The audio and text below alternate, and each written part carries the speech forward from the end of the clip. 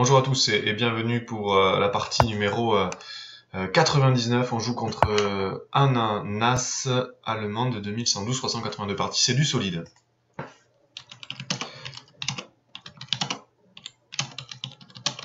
On va lui donner le lien de la chaîne, comme d'hab. Hein. Hop. Et c'est parti avec le coup cavalier C6. Je rentre dans un Black Knight Tango. Ça faisait longtemps. Et on va voir un petit peu ce qui se passe maintenant avec le Black Knight Tango. Ça va être intéressant de voir un petit peu la réaction des blancs.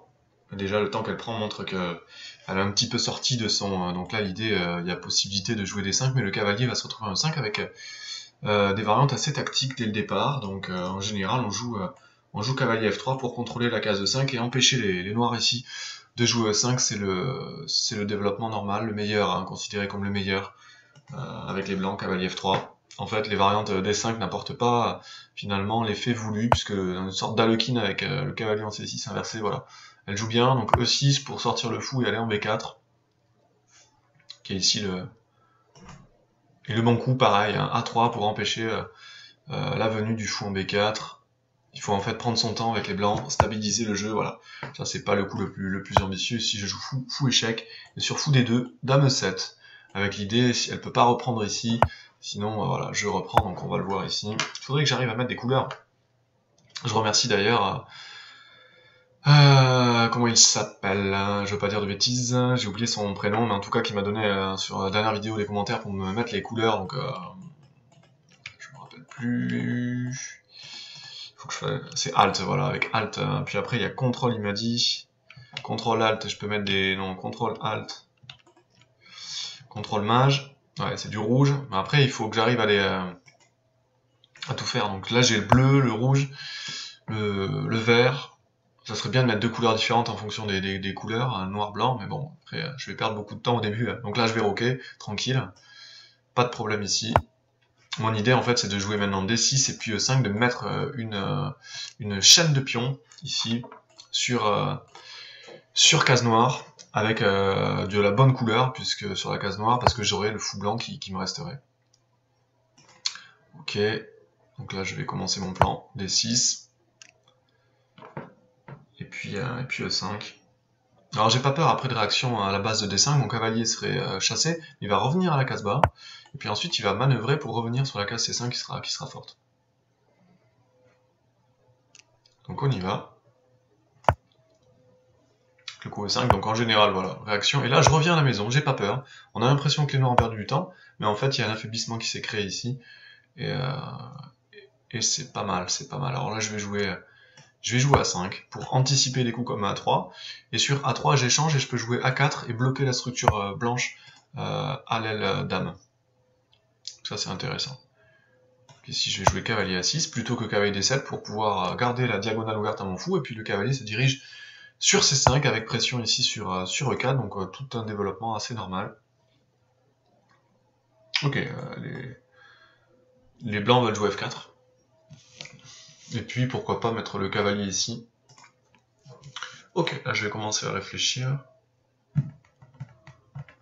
Structure un peu qui ressemble à une structure d'Est-Indienne, où le fou noir par contre est sorti, il n'est pas en G7 bloqué. Donc c'est intéressant ça pour les noirs en général, puisque le fou, le mauvais fou qui est souvent bloqué en G7, ben là il joue, il est déjà sorti, donc c'est pas mal ça. Alors est-ce que F4 est vraiment un problème? Parce qu'après, bon, ils peuvent prendre de l'espace, alors il y a une pression sur E5, mais surtout l'idée après de prendre de l'espace à l'aile droite. Est-ce que je réagis en fait directement en jouant C6 peut-être? Peut-être qu'il faut réagir maintenant. Ouvrir la colonne C.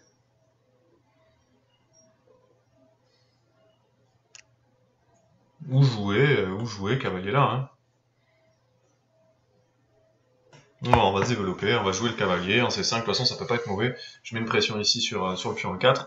Il y a des trucs tactiques après, je peux échanger en C3, j'enlève une défense du pion E4, après je mange ici, et puis j'ai une pression une fois, deux fois, trois fois sur le pion E4. Après, ça peut être intéressant, ça l'obligera à reprendre avec la tour, en F4 par exemple, pour tenir le pion E4. Et s'il reprend pas avec le pion, par exemple, là ce qui est intéressant aussi de voir, c'est que...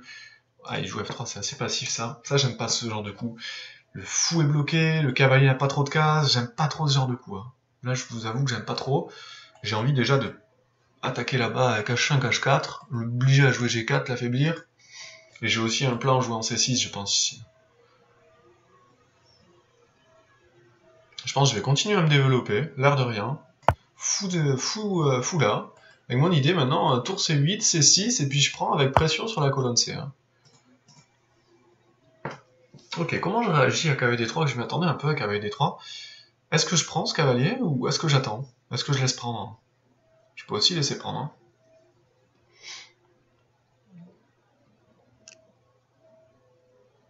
Je peux aussi laisser prendre. Parce que si il prend là, je reprends le pion, je m'ouvre la colonne, c'est pas mal. S'il prend là, je reprends sur échec, c'est pas mal. J'ai pas envie de prendre, quoi.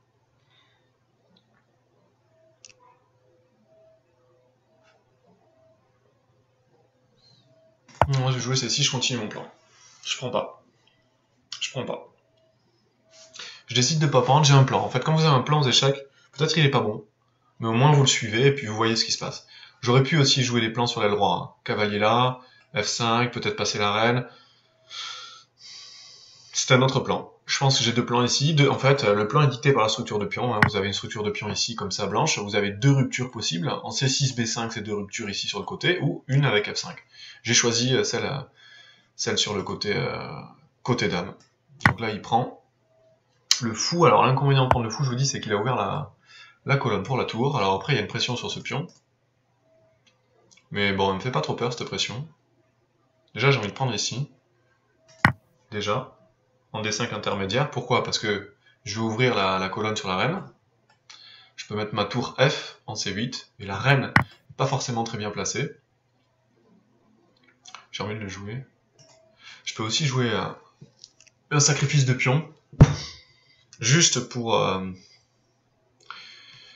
rompre. Ah, j'ai aussi un coup intéressant. Là, je viens de voir fou B5. Avec une diagonale là qui s'est ouverte pour mon fou très très forte. Alors après, il peut prendre ici. Et du coup, il défendrait. Mais est-ce que j'ai pas des coups un petit peu d'entourloupe? Fou là. Non, pas énorme. Le cavalier aussi pourrait rentrer en D3, mais ça rapporte pas grand-chose. Alors que si je mets par exemple la tour là, d'abord, s'il y a fou prend, j'ai des coups comme cavalier prend par exemple, avec des découvertes. Intéressant. Hein. Intéressant.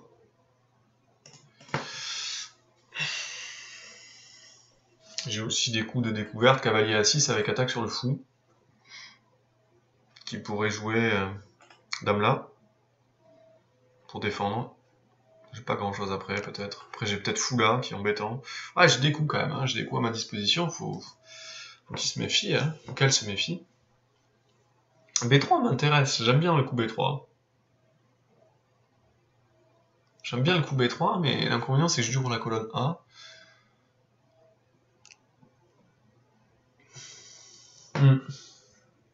Non, j'ai envie de jouer simple, naturel.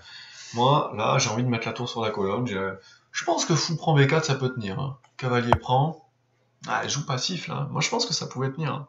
Il fallait pas trop avoir peur de... Fou prend B4, la découverte. J'étais pas convaincu hein, qu'il y ait vraiment quelque chose.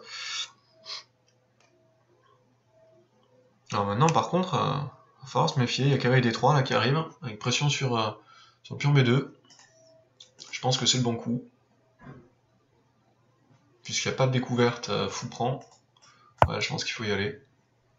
Pression ici sur le pion B2, pas facile pour elle de tenir. Moi j'aime bien le coup là, mais ça affaiblit évidemment les cases. Le pion A2 sera très très faible, derrière arriverait sur la colonne A, voilà.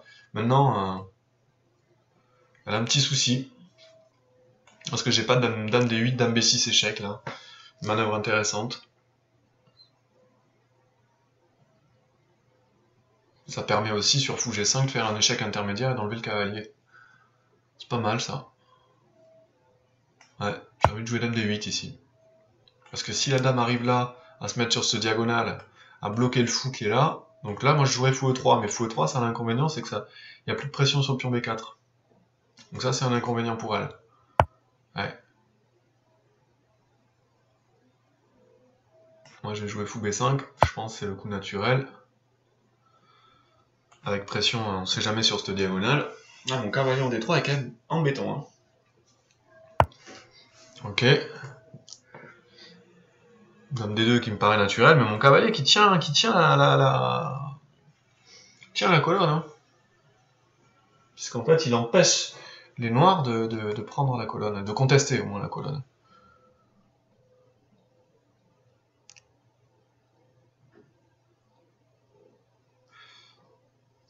Est-ce que je double sur la colonne, justement? Est-ce que je joue pas dame C7 avec l'idée dame... Oups là. Dame C2.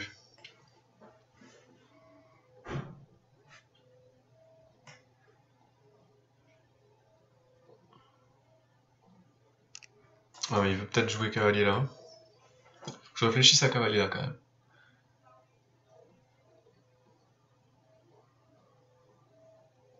Cavalier là, je peux jouer dame là. Cavalier prend, dame prend. Ouais, c'est pas non plus la folie. Donc je vais le jouer. Je peux aussi enlever mon cavalier. Il n'y a pas trop de cases. Revenir cavalier C5. Ouais, c'est pas mal ça, ce qu'elle fait. Elle développe son fou sur une diagonale. J'ai pas anticipé l'attaque sur la tour. C'est pas mal.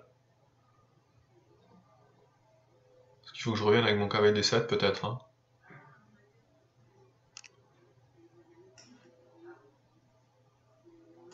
Ouais. Je reviens avec mon cavalier D7 pour pas enlever la tour de la colonne. Ouais, je m'attendais à ce coup.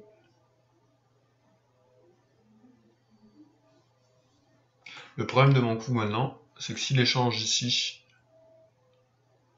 je perds mon cavalier en D7 qui est plus défendu. Ouais. Ça c'est un peu un problème. Donc je vais revenir cavalier C5. Pour pas le faire se développer évidemment, et puis attaquer la tour, passage. Puis mes cavaliers au moins se tiennent là, l'un l'autre. C'est pas évident. Donc elle enlève sa tour. Ouais, pas évident. Hein.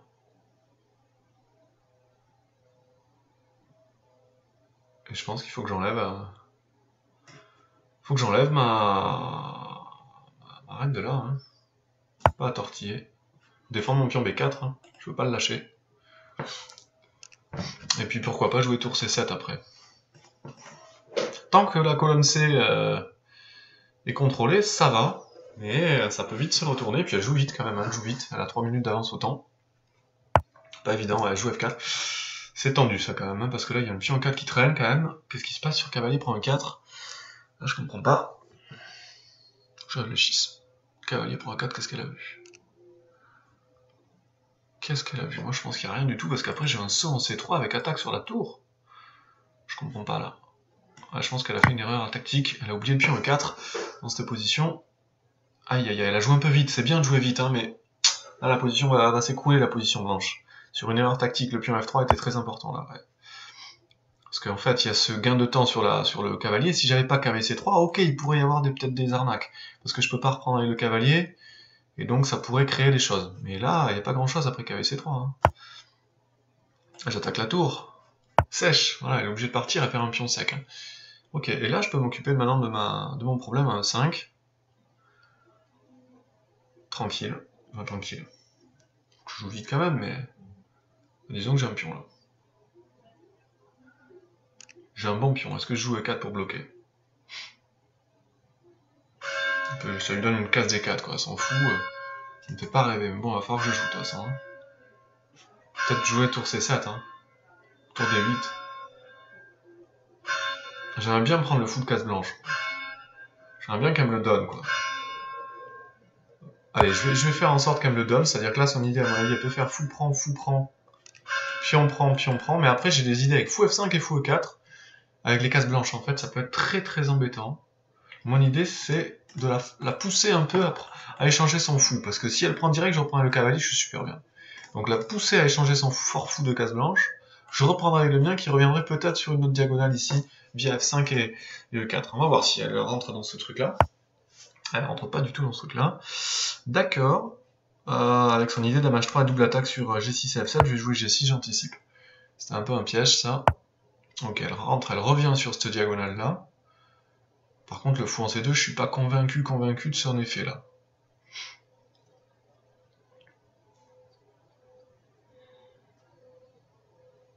Bah, j'ai envie de jouer tour... elle va prendre peut-être jouer F5 ici.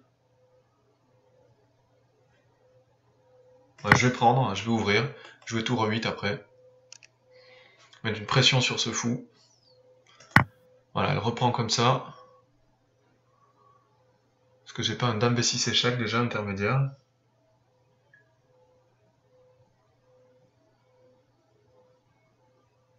Ouais, je vais jouer dame B6 échec intermédiaire. Ensuite j'ai tour 8, menace dame tour en bas.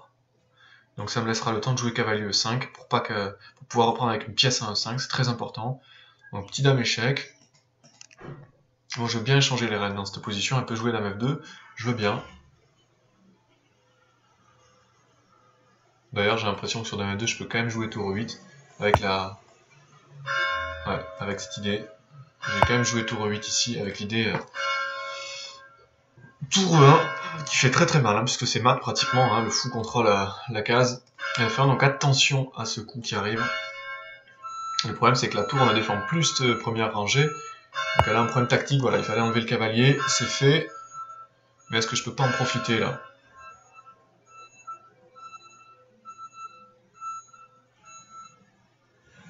Est-ce que je peux pas en profiter tactiquement en jouant des coups comme ça? Sinon cavalier E5 simple, j'ai l'impression que ça c'est pas mal, hein.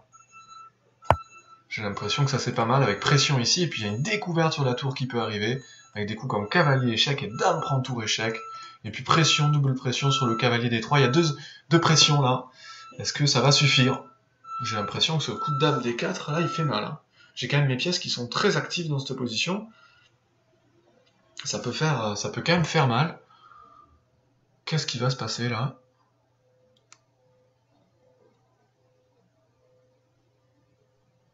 Ouais, moi je le sens bien là, je sens bien mon coup dame D4. Hein.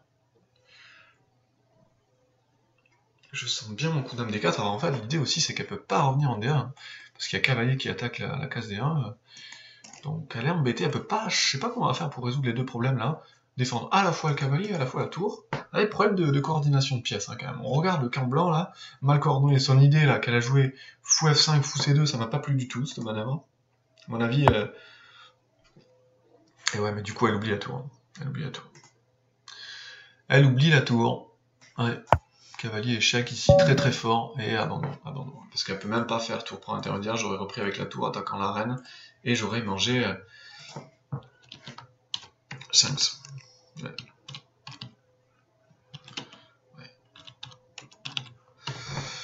Et ouais, c'était une bonne partie qui s'est déroulée bien parce qu'il y a eu un craquage avec F4 là qui m'a lâché le pion E4, mais bon avant déjà c'était pas clair, hein. Je pense que j'avais un petit avantage, j'avais réussi à rentrer un peu dans le camp blanc, dans l'ouverture, et puis bon, voilà.